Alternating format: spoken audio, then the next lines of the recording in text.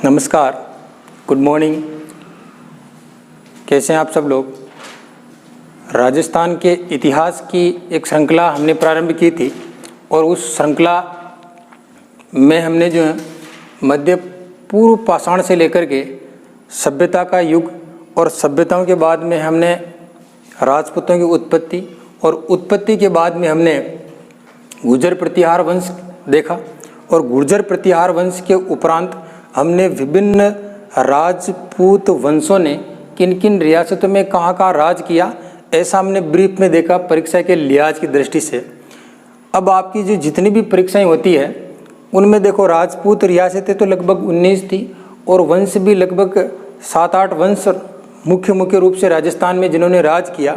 लेकिन परीक्षा के लिहाज से कौन कौन सी रियासतें महत्वपूर्ण हैं और कौन कौन से वंश महत्वपूर्ण हैं उनको हम थोड़ा सा देखते हैं।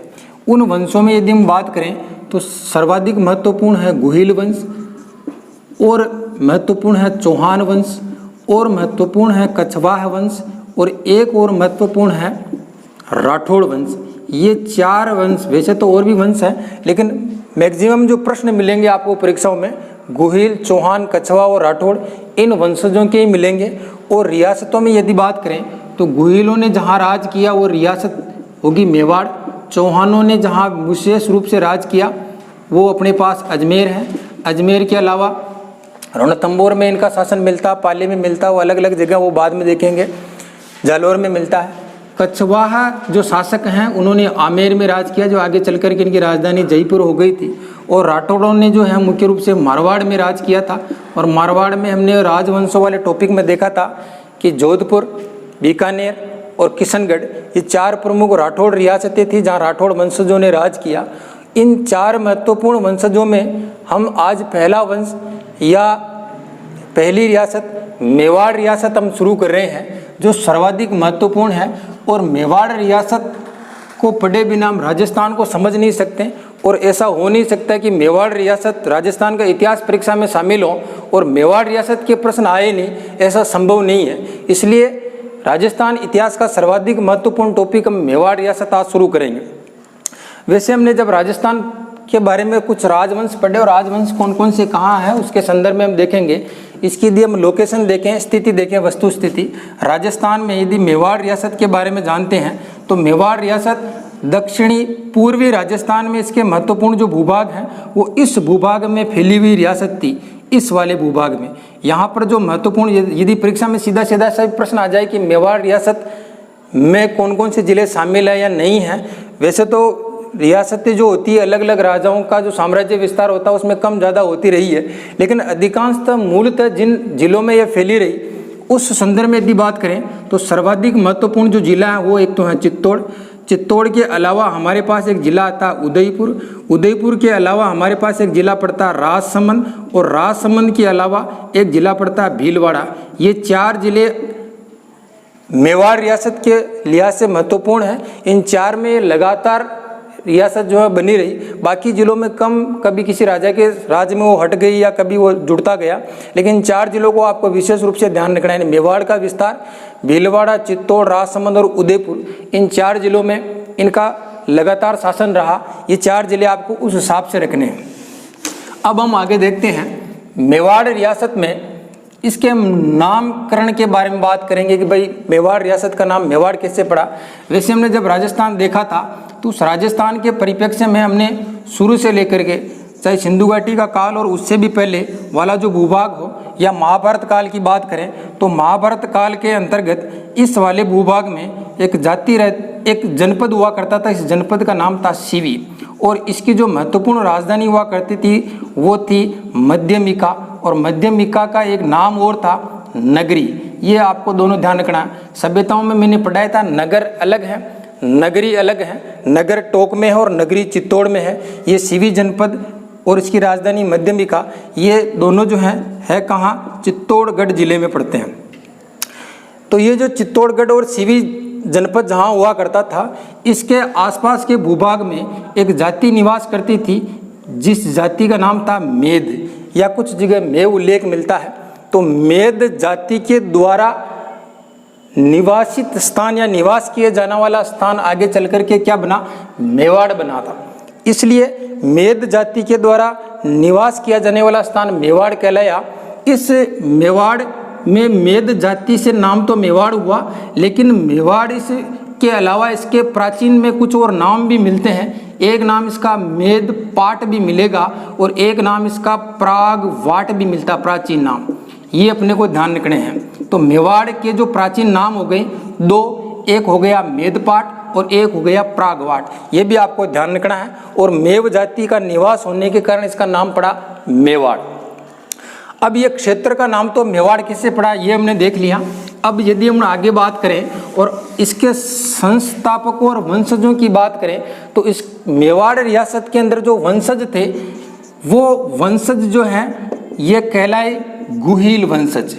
गुहिल के अलावा इन्हीं का दूसरा नाम था सिसोदिया वंशज, गुहिल अथवा सिसोदिया। प्रश्न कई सारे छात्रों के ध्यान में ये है, क्या गुहिल और सिसोदिया एक ही है या दोनों अलग अलग हैं? तो इसका जवाब अभी हम जब आगे पढ़ते हुए चलेंगे क्रम से, तब आपको समझ में आ जाएगा कि क्या एक है या अलग है। दरअसल इन वंशजों के यदि मेवाड़ शासकों में गुहिल वंशजों के यदि हम संस्थापक की बात करें, तो संस्थापक का नाम मिलता है गुहिल या गुहादित्य। यानी इस मेवाड़ रियासत का पहला जो राजा मिलेगा जिसका नाम मिलेगा गुहिल या गुहादित्य। और गुहिल या गुहादित्य राजा के नाम के आधार पर इस वंश का नाम गुहिल वंश पड़ा, ये बात आपको ध्यान रखनी है। अब ये गुहिल हैं कौन और गुहादित्य जो नाम है वो किस तरह से आया, इसके बारे में हम थोड़ा सा देखते हैं। हमने शुरू में देखा था पीछे कि मेवाड़ में जो शासक थे वो सूर्यवंशी कहलाए। मेवाड़ के जो शासक हैं वो सूर्यवंशी कहलाए।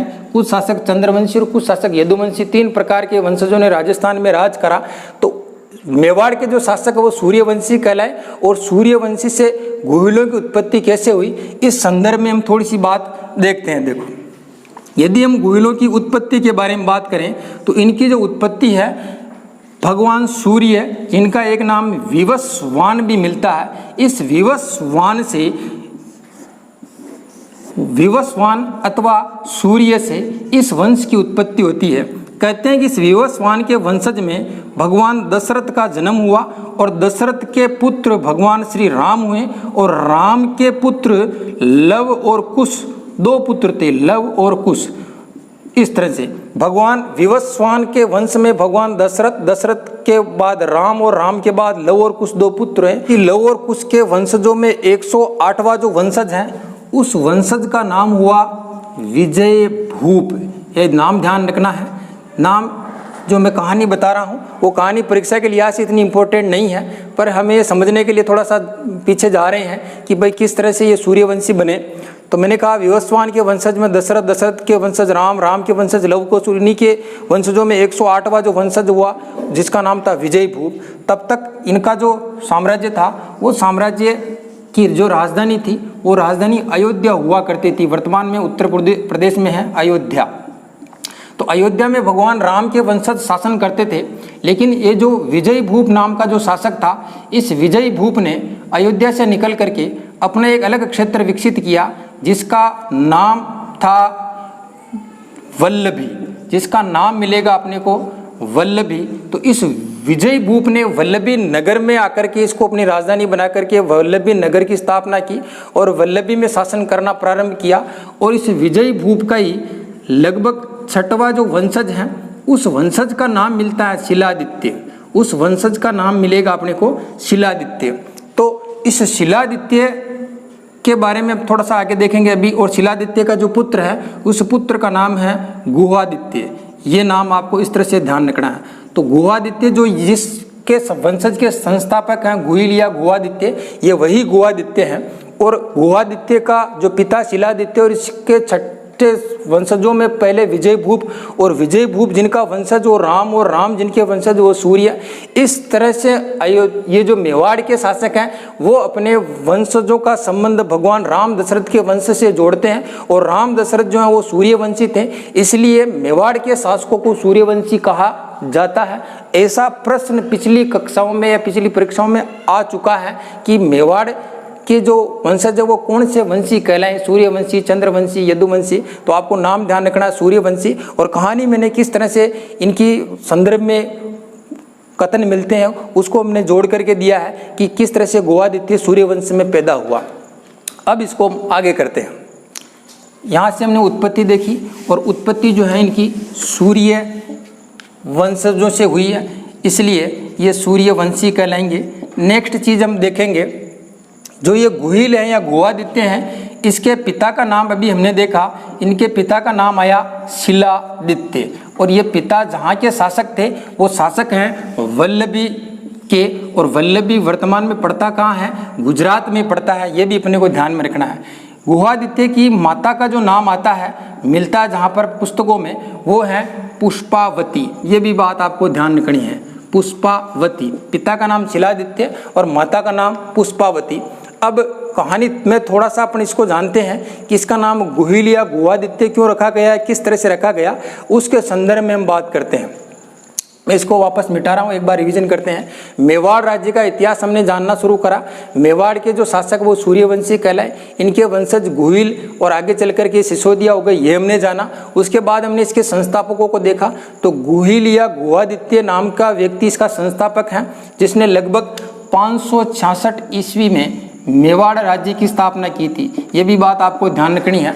566 ईस्वी में स्थापना के साथ साथ एक महत्वपूर्ण चीज़ आपको और मिलेगी कि ये राजस्थान की जितनी रियासतें हैं उनमें सर्वाधिक प्राचीन है, या यूं कह सकते हैं ये जो गुहिल वंश हैं वो राजस्थान का सर्वाधिक प्राचीन राजवंश है, सर्वाधिक प्राचीन राजवंश। ये आपने को ध्यान रखना है। तो संस्थापक गुहिल या गोवादित्य किस तरह से बना, उत्पत्ति इनकी सूर्यवंश से हुई, इसकी कहानी मैंने आपको बताई। पिता का नाम शिलादित्य और माँ का नाम पुष्पावती। आगे की बात अपन थोड़ा सा इस तरह से जानेंगे।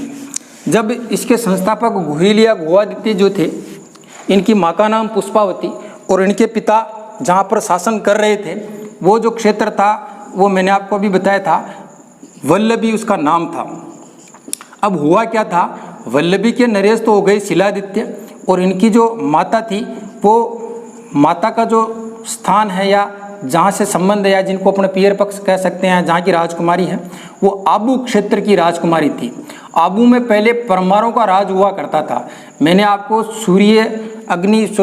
अग्निकुंड के सिद्धांत में प्रतिहार, परमार, चालुक्य और चौहान 4 राजपूत जातियों के बारे में बताया, जिसमें दूसरे नंबर के परमार है। और परमारों का जो शासन है वो आबू में भी हुआ करता था। ये बात आपको ध्यान रखनी है। तब परमार में आबू की एक राजकुमारी जिसका नाम पुष्पावती था, तो इस पुष्पावती का जो विवाह होता है वो शिलादित्य से होता है। शिलादित्य से विवाह होने के साथ साथ कई वर्षों तक इनके जो संतानें तो हुई, लेकिन संतानें अधिकांश तो वो पुत्रियां थी। लगभग इसके 6 पुत्रियों को जन्म दे दिया, और 6 पुत्रियां होने के बाद जो प्रत्येक राजा होता है वो चाहता है कि उसका वंश आगे बढ़े और पुत्र की प्राप्ति हो, वही राज करें। इस तरह की धारणाएं प्राचीन काल में हुआ करती थी। तो पुत्र प्राप्ति के लिए ये जो पुष्पावती है, वल्लभी को छोड़ करके वापस अपने फिर पुष्पावती आती है, और यहाँ एक माता, इसका नाम है अम्बा माता, के दर्शन करने जब ये आती है, तब जब ये यहाँ से निकलती है और तब ये गर्भवती थी, और अम्बा माता के दर्शन जब कर रही होती है, उसी दरमियान इस वल्लभी प्रदेश पर बाहर से जो आक्रमणकारी आए, जिनको हम कह सकते हैं अरब आक्रमणकारी, अरबों का आक्रमण हो गया था। तो अरब का आक्रमण होने के कारण जो शिलादित्य हैं पीछे से मारा जाता है, और पुष्पावती इधर अकेली रह जाती है। अम्बा माता के दर्शन करने के उपरांत उसे एहसास होता है कि वह गर्भवती है। अब कहानी में ट्विस्ट इस तरह से आता है कि राजपूतों की एक महत्वपूर्ण प्रथा है सती प्रथा, कि जब किसी राजपूत रानी का पति मर जाता है तब उस महिला को सती होना पड़ता है। लेकिन दूसरी प्रथा यह है, यदि वो महिला गर्भवती है तो वो सती नहीं हो सकती। अब स्थिति यहाँ पर यह बनी कि पुष्पावती का पति शिलादित्य मर गया था और पुष्पावती सती होना चाहती थी, लेकिन उसे पता चलता है कि वह गर्भवती है, तो वह सती नहीं हुई, और गर्भवती होने के साथ में अपने एक पुत्र को जन्म देती है। तो शिलादित्य और पुष्पावती का जो पुत्र जन्म लेता है उसका नाम गुहिल रखा जाता है। लेकिन गुहिल कैसे रखा वो हम आगे देखेंगे। अब पुष्पावती ने अपने पुत्र को जन्म दे दिया, और जन्म देने के साथ ही उनकी जो प्रथा थी उस प्रथा को निभाया और वो सती हो गई। लेकिन पुष्पावती ने सती होने से पहले इस गुहिल नाम के पुत्र को एक ब्राह्मणी थी जिसका नाम था कमलावती या कमला ब्राह्मणी, या कमला नाम की एक ब्राह्मणी को जो है इस पुत्र को सौंप दे कि इसका लालन पालन तुम करना। और ये जो है उसको सारी कहानी बताती कि इस तरह की बात है। तो कमला नाम की ब्राह्मणी ने सोचा ये भी मेरी संतान थी, इसने सोचा कि भाई मेरे संतान नहीं है और इसका मैं लालन पालन करूंगी तो दुनिया मुझे ताने मारेगी। इस संदर्भ में इसने क्या किया, कमला ब्राह्मणी ने इसको थोड़े समय के लिए गुहा में रख दिया। और गुहा या जिसको हम गुफा कहते हैं, गुफा में इसको थोड़े दिनों के रखने के कारण या गुफा में इसका लालन पालन होने के कारण इसका नाम पड़ा गुहिल। और गुहिल के नाम से ही इस वंश का नाम गुहिल वंश पड़ा। और गुफा में रहने के कारण गुहिल या गुहादित्य यह कहलाया। तो यहाँ पर इस कहानी से हमने ये जाना कि किस तरह से ये गुहिल का नाम गुहिल पड़ा, जिसका लालन पालन करने वाली जो स्त्री है उसका नाम कमला है, इसकी माँ का नाम जो है पुष्पावती है और पिता का नाम शिलादित्य है। ये 3 बात आपको उस कहानी से ध्यान रखनी है, बाकी केवल आपको समझने के लिए थी, कहानी कभी परीक्षा में नहीं आती है। आगे हमने अब देखा कि किस तरह से गुहिल का नाम गुहिल पड़ा और इस सिसोदिया वंशजों की बारे में बात हम कर रहे थे। यहाँ से हम थोड़ा सा आगे चलेंगे। वंशज गुहिल, गुहिल की माता का नाम हो गया पुष्पावती, गुहिल के पिता का नाम हो गया शिलादित्य। इस बात को हम यहीं खत्म करते हैं, परीक्षा के लिहाज से इतनी जानकारी महत्वपूर्ण है। आगे जब हम देखेंगे तो गुहिल के वंशजों में कई सारे शासकों के नाम मिलेंगे, जैसे गुहिल हो गया। गुहिल के बाद में और भी महत्वपूर्ण शासक मिलेंगे, जिसमें एक का नाम मिलेगा काल भोज।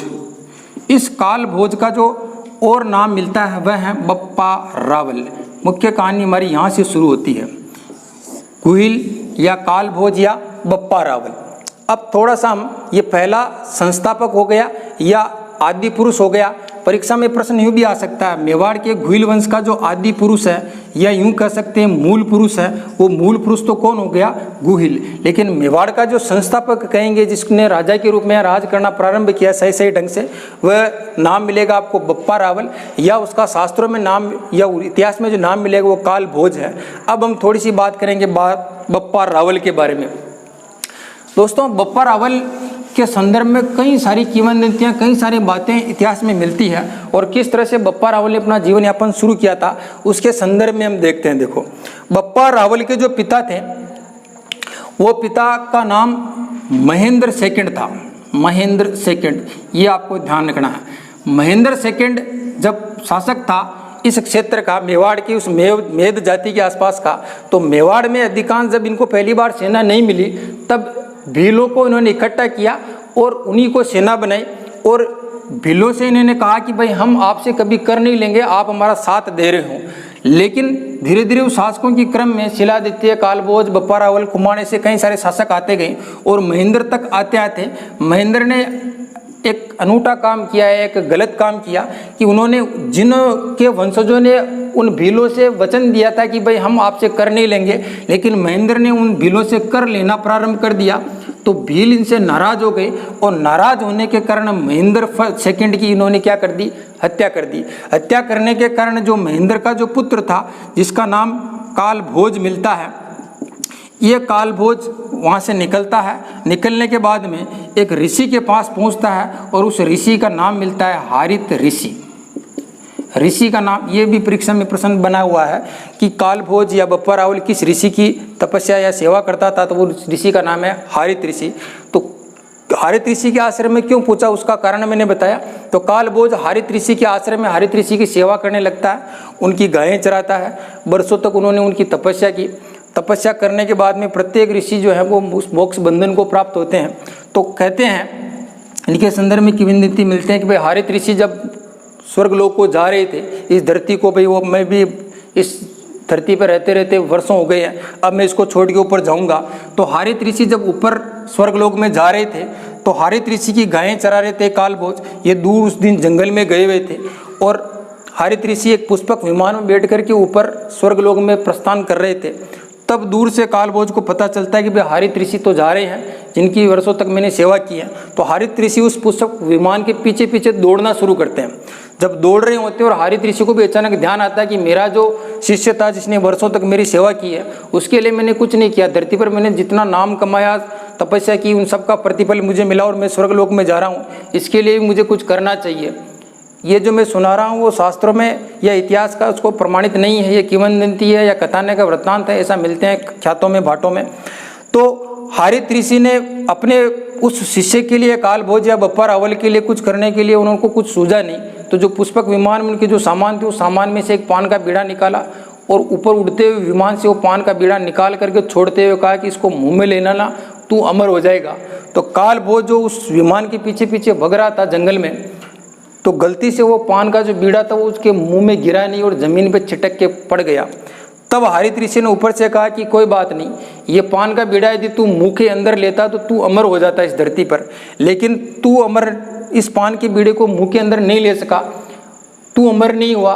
कोई बात नहीं, ये जिस धरती पर जिस जगह पर गिरा इसके आसपास की जो जगह है वो तेरे नाम से अमर हो जाएगी। और वास्तव में उसी का प्रताप मानो या बड़े बूढ़ों का आशीर्वाद फलता फूलता है। यदि अपन गुरुओं के आशीर्वाद पर चलते हैं, उनके दिल से यदि हमारे लिए अच्छा निकलता है तो निश्चित रूप से अच्छा होता है। तो हारित ऋषि के आशीर्वाद आज तक भी फल रहा है, उसको मैं बोर्ड पे बप्पा रावल को पढ़ा रहा हूँ और आप पढ़ रहे हो, उनका नाम आज भी अमर है और जिस स्थान के लिए हम पढ़ रहे हैं वो मेवाड़ वही स्थान है। तो इस तरह से हारित ऋषि के आशीर्वाद स्वरूप उन्हें मेवाड़ की रियासत प्राप्त होती है। अब हुआ क्या था कि वो जगह अमर कैसे हुई, जहाँ वो पान गिरा या वो बीड़ा गिरा वहाँ पर बप्पा रावल को लगभग 15 लाख स्वर्ण मुद्राएं प्राप्त होती है और उन मुद्राओं से वो अपनी सेना इकट्ठी करता है। और सेना इकट्ठी करने के बाद में जो बप्पा रावल है वो आक्रमण करता है, और आक्रमण कहाँ करता है, चित्तौड़ पे आक्रमण करता है। उस जमाने में भी चित्तौड़ हुआ करता था, ये बात आपको ध्यान रखनी है। चित्तौड़ का दुर्ग जो है वो चित्रांगद मौर्य ने बनाया था, ये भी बात आपको ध्यान रखनी है। लगभग 2री-3री शताब्दी के आसपास ही बन गया था। और हम लगभग जो काल भोज है बप्पा रावल है इसका समय 734 से 756 ईस्वी के आसपास आपको मिलेगा। तो लगभग उसके भी 300-400 साल पहले चित्तौड़गढ़ था और यहाँ पर मौर्यों का शासन था। तो यहाँ पर जो चित्तौड़गढ़ है उस चित्तौड़गढ़ का निर्माण तो चित्रांगद मौर्य ने किया, लेकिन यहाँ पर जिस शासक का शासन था उसका नाम था मान मौर्य, ये भी आपको ध्यान रखना है। तो काल भोज ने आक्रमण किया, उस स्वर्ण मुद्राओं से सेना इकट्ठी करके मान मौर्य को पराजित किया और चित्तौड़गढ़ को जीता। तो पहली बार चित्तौड़गढ़ को जीतने वाले जो शासक है वो काल भोज है या बप्पा रावल है। और इस तरह से वो अपनी रियासत की स्थापना करते हैं और अपनी जो पहली राजधानी बनाते हैं उसका नाम है नागदा। यानी जिस आश्रम या जिस क्षेत्र में हारित ऋषि गायें चराया करते थे वो क्षेत्र नागदा था और उस नागदा में ही उन्होंने एकलिंग जी का मंदिर बनाया, वो हम आगे चल करके बात करने वाले हैं। तो यहाँ पर हमने कुछ महत्वपूर्ण शासकों के बारे में बात की, गुहिल के बारे में बात की, उसी के वंशजों में महेंद्र सेकंड हुआ जिसने भीलों से कर लेना प्रारंभ किया, फलस्वरूप उसकी हत्या हो गई। हत्या होने के कारण उसके पुत्र काल भोज को जंगल में रहना पड़ा। तब वह हारित ऋषि के संपर्क में आता, उनकी गायें चराता और उनके वरदान के फलस्वरूप उनको राज्य प्राप्त होता, मुद्राएं प्राप्त होती है और उनसे सेना इकट्ठी करके वो चित्तौड़ पर आक्रमण करके चित्तौड़ का किला जीत लेते हैं और अपनी राजधानी बना करके प्रॉपर रूप से राजधानी बना करके रहना शुरू करते हैं। इसलिए चित्तौड़गढ़ का जो या मेवाड़ का जो वास्तविक संस्थापक वो काल भोज या बप्पा रावल को माना गया है, ऐसा हम इसमें जान चुके हैं। अब थोड़ा सा आगे इसको इस तरह से देखते हैं। काल भोज के संदर्भ में कुछ बातें हम देखते हैं। काल भोज इनका मूल नाम है, मूल नाम, और बप्पा रावल जो है इनकी उपाधि है, बप्पा रावल। और ये जो उपाधि है हारित ऋषि के द्वारा दी हुई है, ये भी अपने को ध्यान रखना है। इनका जो समय है वो 734 ईस्वी से 756 ईस्वी के मध्य मिलता है। 734 ईस्वी पे इन्होंने चित्तौड़ पे आक्रमण किया था और तभी से इनका राज्य होना प्रारंभ माना जाता है, ये बात भी आपको ध्यान रखनी है। इसके अलावा काल भोज के संदर्भ में कुछ और विरुद्ध मिलते हैं, किंवदंतियाँ मिलती हैं कि भाई ये जो शरीर के रूप से काफ़ी बलिष्ठ था, लगभग 2-4 बकरों का मांस ये रोज खा जाता था, 16 हाथ की इसकी धोती होती थी और 35 हाथ की इसकी धोती होती थी और 16 हाथ का इनका दुपट्टा होता था। इस तरह के कई सारी बातें इनके संदर्भ में मिलती हैं, पर वो ख्यात भाट के इतिहास में इनका लिखित प्रमाण ऐसा नहीं है, ये केवल जानकारी के लिहाज से हैं।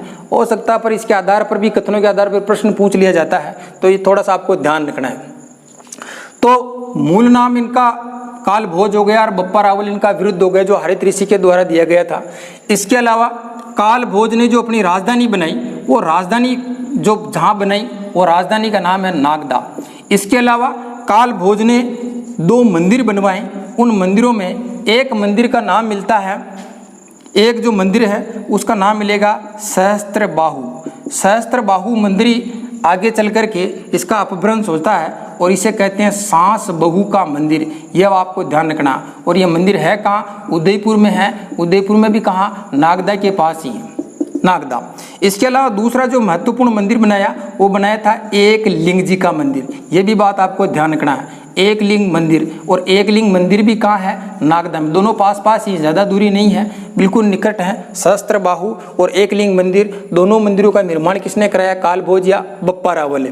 बप्पा रावल के बारे में संदर्भ में कुछ महत्वपूर्ण जानकारी मिलती है कि इसने मेवाड़ के शासकों में, फिर से सुन रहा, राजस्थान का नाम नहीं ले रहा हूँ मैं, मेवाड़ के शासकों में सर्वप्रथम सोने के सिक्के चलाए। मेवाड़ के शासकों में सर्वप्रथम सोने के सिक्के चलाने वाला जो शासक है वो कौन मिलता है? बप्पा रावल। बप्पा रावल का एक सिक्का अजमेर से मिलता है। उस सिक्के की पहचान कई सारे इतिहासकार मिलकर के इस तरह से करते हैं कि बप्पा रावल का कैसे था। तो उस सिक्के पर एक तरफ सूर्य का चिन्ह था। कई सारे इतिहासकारों ने बाद में सिद्ध कर दिया कि वे मेवाड़ वंशी है क्या? सूर्यवंशी। दूसरा उस पर जो प्रतीक चिन्ह मिला एक गाय का था। और गाय की कहानी अभी मैंने आपको बताया कि हरित ऋषि की गायें चराते थे, उससे भी इसका संबंध बप्पा रावल से होता है कि भाई गाय का संबंध बप्पा रावल से है। तो इस तरह से कुछ चीज़ें मिलने के कारण वो सिक्का सोने का था और वो कालभोज का ही था। तो सर्वप्रथम मेवाड़ में सोने के सिक्के चलाने का जो श्रेय है वो बप्पा रावल को मिलता है। इन्होंने मंदिर बनाए सहस्त्रबाहु का, एकलिंग मंदिर का। इसके अलावा इन्होंने जब चित्तौड़ पे आक्रमण किया 734 ईस्वी में, और इस आक्रमण का उल्लेख जो है मान मोरी अभिलेख में मिलता है। मान मोरी अभिलेख में, यह आपको ध्यान रखना है। इस मान मोरी अभिलेख का उल्लेख कर्नल जेम्स टोड के इतिहास में मिलता है। ये मान मोरी अभिलेख जो आज की तारीख में उपलब्ध नहीं है, ये बात आप ध्यान रखें। क्योंकि मान मोरी अभिलेख को कर्नल जेम्स टोड जब राजस्थान के इतिहास में का भ्रमण कर रहे थे, सीख रहे थे, जान रहे थे, उनके बारे में तथ्य इकट्ठे कर रहे थे, तब वो कई सारी चीज़ें इंग्लैंड ले गया। लेकिन रास्ते में जब पानी के जहाज से जा रहा था और वजन ज़्यादा हो जाने के कारण उस एक अभिलेख को उन्होंने पत्थर को जो है जब समुद्र में फेंक दिया, भाई उसकी चीज़ें मैं लिख लेता हूँ। तो जिस अभिलेख को उन्होंने समुद्र में फेंका उसका नाम मानमोरी था। और मानमोरी अभिलेख से पता चलता है कि 734 ईस्वी में जो है बप्पा रावल ने चित्तौड़ पे आक्रमण किया। चित्तौड़ पे आक्रमण का उल्लेख मिलता है, चित्तौड़ आक्रमण का, चित्तौड़ आक्रमण का, ये बात आपको ध्यान रखना है। चित्तौड़ आक्रमण जब उन्होंने किया तब उसने कुछ उपाधियां धारण की थी चित्तौड़ आक्रमण के समय में। वो उपाधियां क्या क्या थी उस पर अपन को थोड़ा सा ध्यान रखना है। एक उपाधि मिलती है, इसका नाम है चक्कवई। ये बड़ी महत्वपूर्ण है। प्रश्न जो बनते हैं वो या तो उपाधियों पे बनेंगे या उसकी पुस्तकों पे बनेंगे, ये विशेष रूप से ध्यान रखें। एक उपाधि मिलती है इसकी राजगुरु, ये भी आपको ध्यान रखना है। बप्पा रावल ने जब चित्तौड़ पे आक्रमण किया तब एक उपाधि कौन सी धारण की? चक्कवई। एक उपाधि कौन सी धारण की? राजगुरु। इन दो उपाधियों के बारे में ध्यान रखना आपको। बप्पा रावल भी इनका एक विरुद्ध है, रावल जो है इनका ही विरुद्ध है। और ये किसके द्वारा दिया गया था? हरित ऋषि के द्वारा। मूल नाम इनका क्या हो गया? कालभोज। शासनकाल 734 से 56 के बीच। राजधानी उन्होंने बनाई नागदा। मंदिर बनाए दो, एक सहस्त्रबाहु जो आगे चल करके सांस बहु के रूप में अपभ्रंशित हो गया, ये भी कहाँ है? नागदा उदयपुर में। एक मंदिर बनाए एकलिंग जी का मंदिर, ये भी कहाँ है? नागदा में। एकलिंग जी का मंदिर उन्होंने इस तरह से बनाया था कि कहते हैं कि जब वो हरित ऋषि की गायें चराते थे तब हरित ऋषि की एक जो गाय थी वो एक स्थान पर जाकर के ऑटोमेटिक दूध देती थी। बाद में जब बप्पा रावल उनसे पीछे गए और वहाँ पर पता किया तो थोड़ी सी ज़मीन को खोदने के बाद में एक शिवलिंग प्राप्त होता है। तो उस शिवलिंग को बप्पा रावल एक मंदिर के रूप में स्थापित करवाते हैं और वहाँ मंदिर बनवाते हैं। और उस मंदिर को ही आगे चल करके एकलिंग मंदिर नाम दिया। और ये मंदिर निर्माण का श्रेय भी किसको जाता है? कालभोज या बप्पा रावल को जाता है। ये सारी बातें अपने को बप्पा रावल के संदर्भ में ध्यान रखनी है। बप्पा रावल के बाद में जब हम आगे के कुछ महत्वपूर्ण शासकों के बारे में बात करेंगे तो एक शासक आएगा, इसका नाम है अल्लट। ये भी महत्वपूर्ण शासक हैं।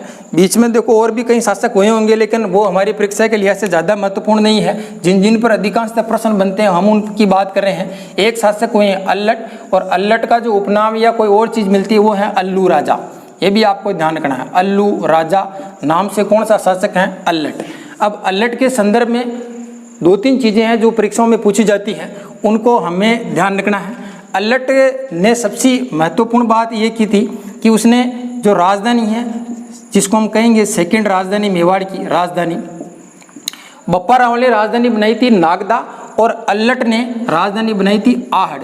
देखो अल्लट का नाम ऐसे शुरू, आहड़ का नाम ऐसे शुरू। आप इस तरह से आराम से याद रखते हैं कि आहड़ की राजधानी की स्थापना किसने की थी? अल्लट ने की थी। और अल्लट ने जो राजधानी आहड़ बनाई वो मेवाड़ की दूसरी राजधानी है। इसके अलावा अल्लट के संदर्भ में एक और महत्वपूर्ण जानकारी मिलती है कि इन्होंने मेवाड़ में सबसे पहले नौकरशाही की शुरुआत की थी, या राजस्थान में सबसे पहले नौकरशाही की शुरुआत करने वाला शासक कौन है? अल्लट मिलेगा। अल्लट ने मेवाड़ में या राजस्थान में सबसे पहले नौकरशाही की शुरुआत की। नौकरशाही के बारे में हम बात कर रहे थे कि नौकरशाही होती क्या है। तो जिस तरह से आज की तारीख में कलेक्टर होता है, तहसीलदार होता है, पटवारी होता है, उनका एक क्रम होता है और उनके माध्यम से सरकार अपना काम करती है। तो उन्होंने उसी तरह से इस नौकरशाही के लिए एक शब्द और इस्तेमाल कर सकते हैं, हम सामंतशाही भी इसको कह सकते हैं, या लोगों की इस तरह की श्रृंखला या इस तरह के लोग रखना शुरू किया ताकि वो उनके शासन में सहयोग करना शुरू करें। तो अल्लट के द्वारा सर्वप्रथम मेवाड़ में नौकरशाही की शुरुआत की गई। इसके अलावा इसके संदर्भ में एक चीज़ और मिलती है, इन्होंने हूण राजकुमारी हरिया देवी से विवाह किया। हूण राजकुमारी हरिया देवी से विवाह, ये देखो विवाह तो सभी राजा करते हैं और इन्होंने कौन सा बड़ा कोई अद्भुत काम कर दिया, लेकिन ये ध्यान दें इसमें शब्द लिखा है हूण, और हूण कोई भारत की जाति नहीं थी, हूण एक विदेशी जाति थी। और विदेशी जाति होने के कारण सबसे पहले यदि राजस्थान के अंदर विदेशी, या जिसको हम कह सकते हैं राजस्थान या मेवाड़ का वह शासक जिसने सबसे पहले सर्वप्रथम अंतर्राष्ट्रीय विवाह किया हो, सर्वप्रथम अंतर्राष्ट्रीय विवाह, वो भी किस में? राजस्थान में। यह आपको ध्यान रखना है।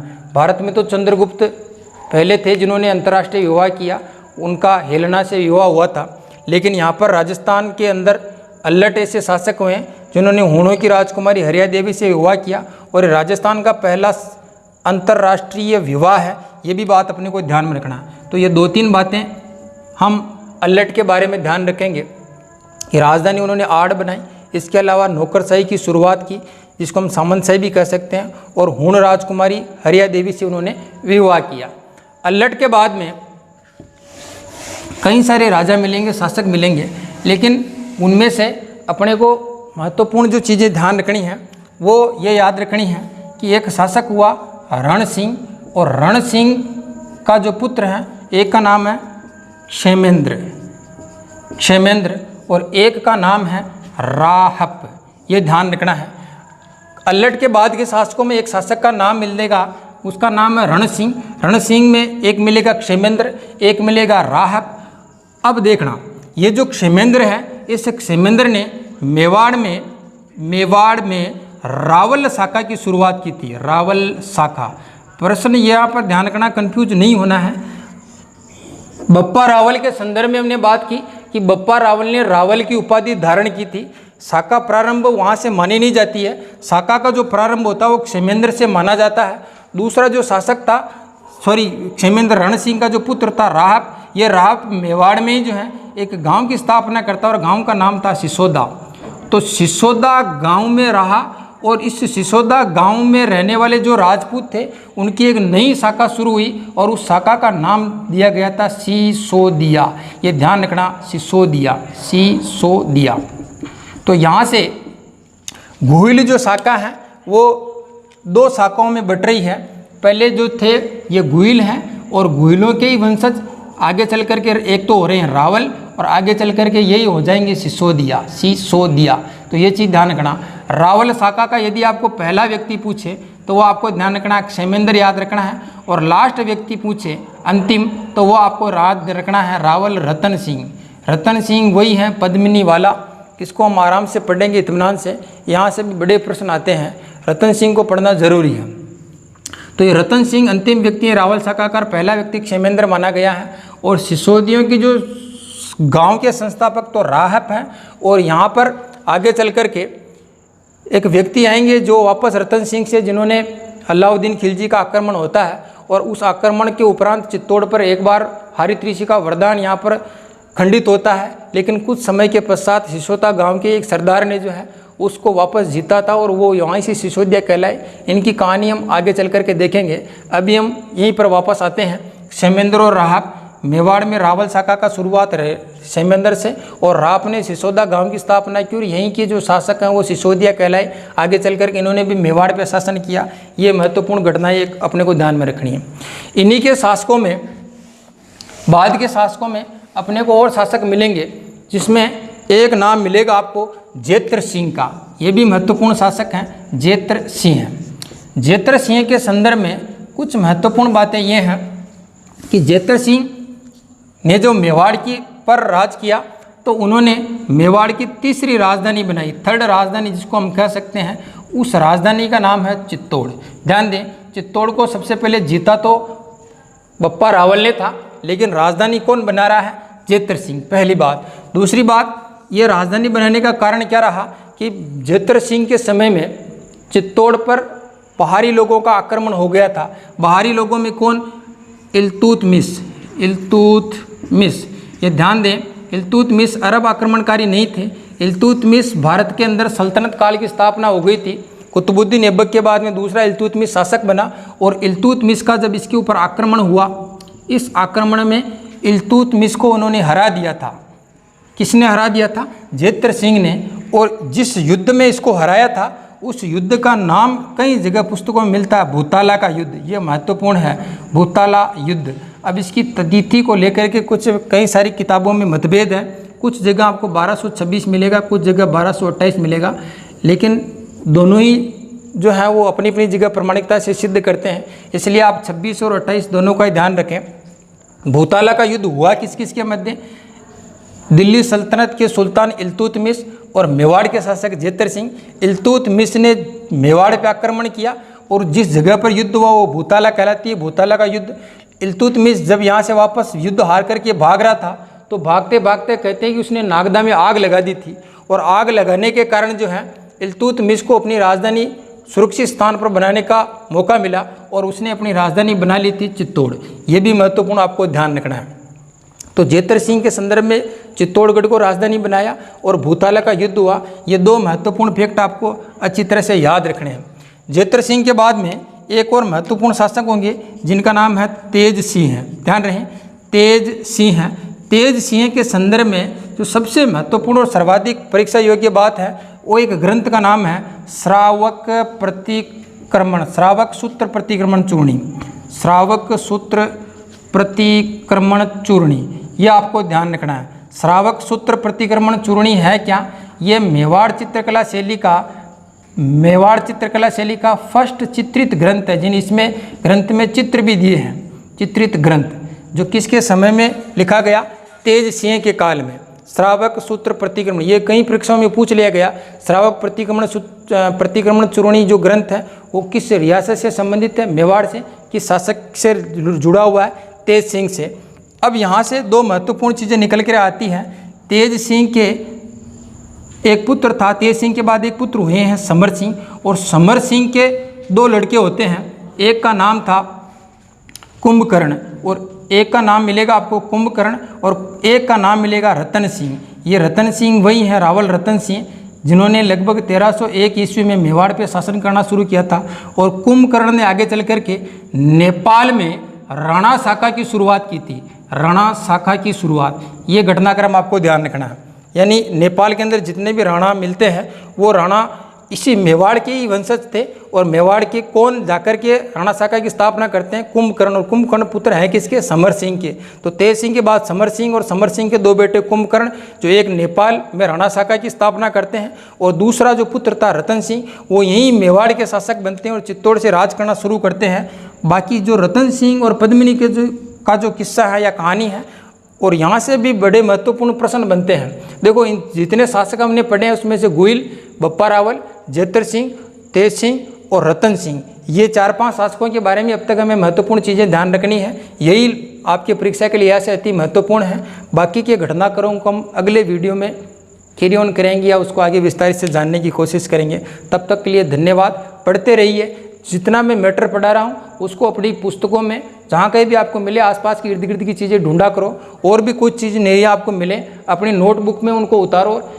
इनको तो उतारना ही उतारना है, वो नई चीज़ें मिले उनको भी आपको साथ में ऐड करना है। केवल वीडियो देखने से आप सक्सेस नहीं होगे। मैं फिर कह रहा हूँ, वीडियो देखने के साथ साथ अपना जो भी कंटेंट आपके पास गाइड है, किताब है, जो भी चीज़ मिल रही है उसको साथ में पढ़े और नोट्स साथ में बनाते चलें, तो आपका काम सफल है, अन्यथा कुछ नहीं हो सकता।